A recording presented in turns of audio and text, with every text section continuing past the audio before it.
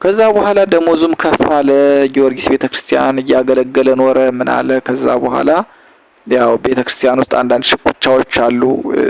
በሚገርም ሁኔታ ሁሉም ሸዋ ውስጥ እያገለገሉ ግን ከጎጃም፣ ከወሎ፣ ከጎንደር፣ ከወሎ ምናምን መተው እርስ በርሳቸው ዘረኝነት ማለት እንግዲህ አማራ ክልል ውስጥ ሆነው ወሎዬ ከወሎዎች ጋር ጎጃሜ ብቻ የሆነ ጎራ እንደዚህ ዘረኝነት ምናምን ነገር አንዳንድ ነገሮች ይታያሉና ናሙሽ ደግሞ ለምንም ነገር ቦታ የለውም።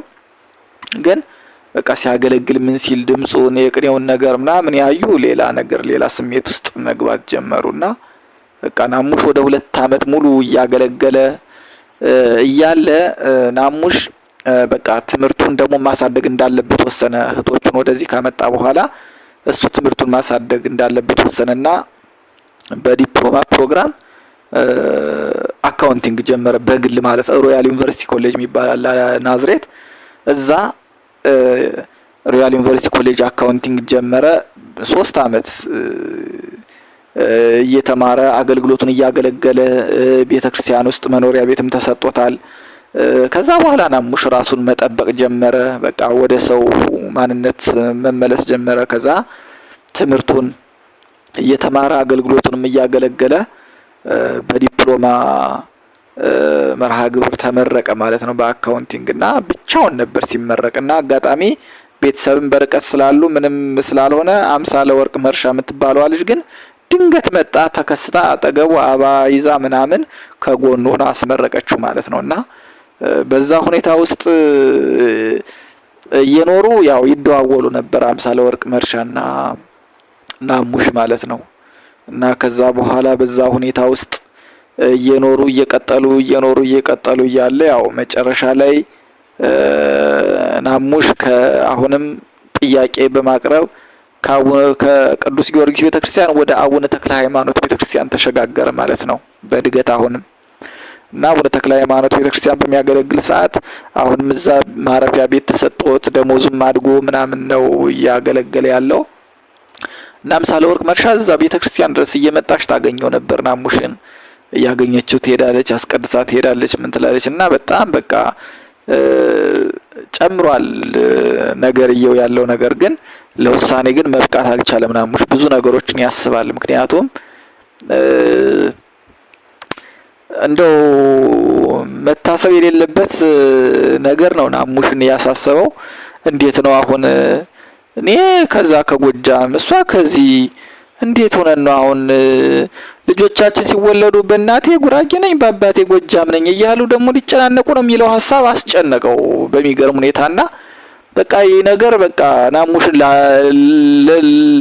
ለመወሰን አስቸገረው። በጣም ተቸገረ እና ያለው ነገር በጣም እሷ እየተጎዳችም ቢሆን ናሙሽ ይህን ጉዳይ አቆመ ማለት ነው። በቃ ውሳኔውን ወደ ኋላ አደረገና አቆመ ማለት ነው።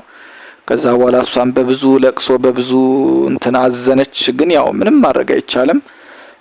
በሁለት በኩል መፈላለግ ከሌለ ያው ስለማይሆን ነገሮች በዚህ ሁኔታ ቆሙ ማለት ነውና ከዛ በኋላ ናሙሽ ተክለ ሃይማኖት ከመዘዋወሩ በፊት መታመም ጀመረ። ናሙሽ በቃ ድንገት መታመም ጀመረ። ፊቱ ማበጥ ጀመረ፣ መቆሳሰል ጀመረ። በቃ ቤተክርስቲያን ገብቶ እንደዚህ እጣን ሲጨስ ፊቱ ጋር ሲያርፍ ምን ሲል በቃ ለአገልግሎት ሲሰለፍ ፊቱ በቃ ድንገት ያሳከከውና ካከከው ደግሞ ማበጥ ካበጠ በኋላ ደግሞ ይፈርጣል፣ ይቆሳስላል። ከዛ በኋላ ለ1 ወር ምናምን ቤቱን ዘግቶ ይቀመጣል። ምግብ ምናምን አፉን ከፍቶ መመገብ አይችልም። ከቁስለቱ የተነሳ ማለት አይችልም። እና በቃ ቤት ውስጥ ዘግቶ በቃ ማልቀስ፣ መጸለይ፣ እግዚአብሔር ሆይ በቃ ማረኝ ምናምን ማለትና በሰዎች የተደረገ ተንኮል ነው ተብሎ እስከሚደመደም ድረስ አካባቢው ያሉ ካህናቱ ማለት ነው እንደዛ ብለው እስከሚደመደም ድረስ እስኪ ቦታ ይቀየር ተብሎ ነው ወደ አቡነ ተክለ ሃይማኖት ራሱ በድገት የሄደውና በቃ እዛ ሲሄድ ሰላም ለተወሰነ ጊዜ ሰላም አገኘ ተሻለው። ግን ደግሞ ተመልሶ ያው ክፋትና ተንኮል ስለሆነ ሊሆን ይችላል እዛም ደግሞ እንደገና መታመም ጀመረ ምናምን ማለት ነውና አቡነ ተክለ ሃይማኖት ቤተክርስቲያን 1 አመት ያክል ጡጡጡ ገብርኤል እዛ ለከረዮቹ የተሰራ ቤተክርስቲያን 6 ወር፣ ቅዱስ ጊዮርጊስ ቤተክርስቲያን ደግሞ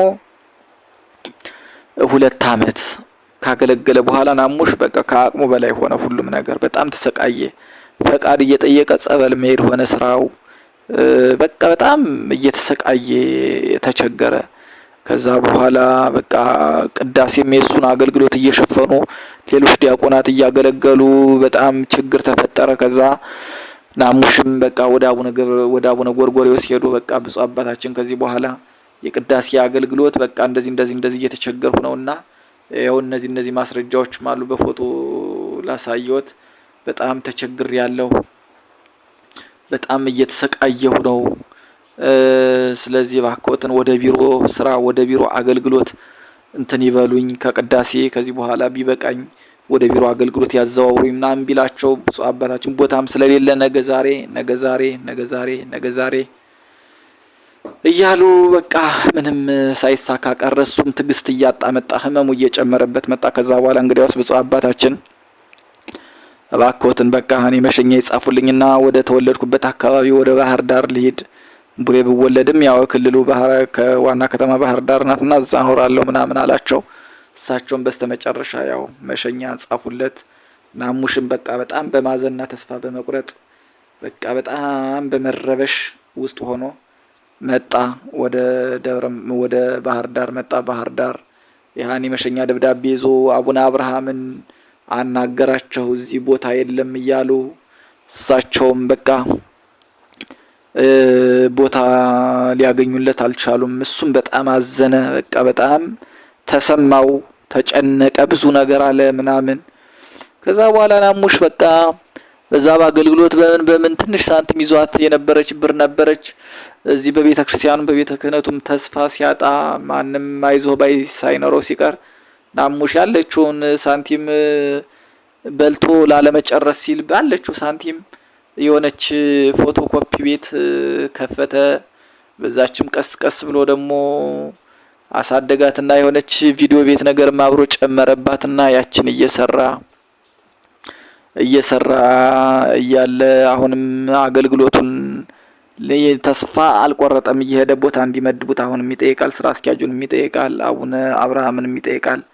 ምንም ግን ተስፋ የለም። መሸኛውንም እያሳየ ቢልም አልሆነም። ከዛ በኋላ ናሙሽ በቃ በጣም ተስፋ እየቆረጠ መጣ። በውስጡ ተስፋ እየቆረጠ መጣ። ከአገልግሎቱ እየራቀ መጣ። ምንም ወደቃ የበፊቱ አገልግሎት ምንም ውስጡ እንትን እያለ አይደለም። ከዛ በኋላ የግዕዝ መምህርነትንም በየቤተ ክርስቲያን በየአብነት ትምህርት ቤት በየአስኳላ ትምህርት ቤቱ የግዕዝ መምህርም ለመሆን ብዙ እያመለከተ ነበር። ነገሮቹም እየተሳኩለት አልነበረም። ከዛ በኋላ በቃ ያለችውን ብር በዚች ስፍራ ላይ ያረገና አንድ የንግድ ስፍራ ትንሽዬ ሱቅ ነገር ተከራይቶ እዛችሁ እየኖረ እዛችሁ እየሰራ እዛችሁ እየበላ በቃ ኑሮን መጋፈጥ ጀመረ ናሙሽ ማለት ነው፣ ባህር ዳር ከተማ ላይ ማለት ነው። እና ከዛ በኋላ ናሙሽ እሱም ቦታ ደግሞ ቀይሮ ሞከረው። አሁንም ወደ ከተማ ይሻላል ብሎ አሁንም ቦታ ቀይሮ ሞከረው። አሁንም ኮፒ አልሆነም። ኮፒውን ተወውና ያችን ቪዲዮ ቤትና እንደገና ደግሞ እንደ ባልትና ነገር ጀመረ ናሙሽ። እሷንም ነገር ሲል እሱም አልሆነ አለ። ከዛ በኋላ በህይወቱ አንድ ልጅ መጣች። እሱም ደግሞ ታሪኩ በጣም ረጅም ነው።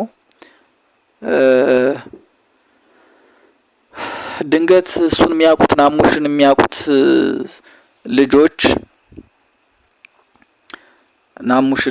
ልጆች ያውቁታልና ከሱ ምንም አይነት ወደ ሴቶቹ ሀሳብ ምንም ነገር የለም። ከሴቶች ግን ሀሳብ ወደ እሱ ይመጣል። ሀሳባቸውን ይቀበላል፣ ይመዝናል።